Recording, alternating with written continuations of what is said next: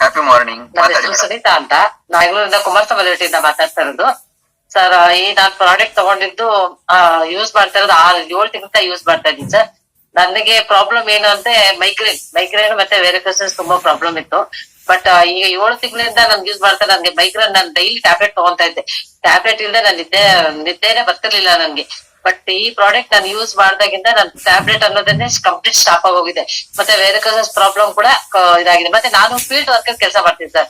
ಯಾಕಂದ್ರೆ ನಾನು ಬೆಳಗ್ಗೆ ಹೋದ್ರೆ 4 ಅವರ್ಸ್ ಫೀಲ್ಡ್ ವರ್ಕ್ ಕೆಲಸ ಮಾಡ್ಬೇಕು. ಯಾಕಂದ್ರೆ ನಾನು ಹಿಂದೂಸ್ತಾನ್ ಕಂಪ್ನಿ ಕೆಲಸ ಮಾಡ್ತೀನಿ. ಹಾಗಾಗಿ ಎನಿ ವೇ ಟ್ರಾವೆಲ್ ಅಲ್ಲೇ ಮತ್ತೆ ಗಾಡಿ ಓಡಿಸ್ಕೊಂಡೇ ಕೆಲಸ ಮಾಡ್ಬೇಕು. ನನ್ಗೆ ತುಂಬಾ ಸುಸ್ತು ಬ್ಯಾಕ್ ಪೈನ್ ಬರೋದು.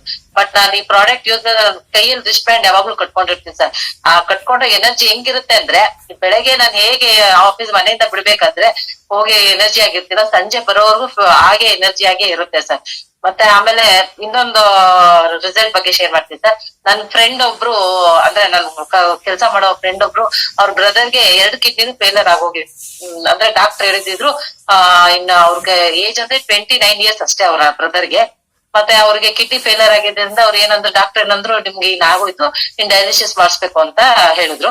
ಆಮೇಲೆ ನಾನು ನನ್ನ ಫ್ರೆಂಡ್ಗೆ ಇದ್ರ ಬಗ್ಗೆ ಎಲ್ಲ ತಿಳ್ಕೊಟ್ಟೆ. ಆಮೇಲೆ ನಮ್ಮ ಅಪ್ಪಳೇನಾದ ಮಂಜುನಾಥ್ ಸರ್ ಕೂಡ, ಅವ್ರು ಕೂಡ ಮಾತಾಡಿದ್ರು.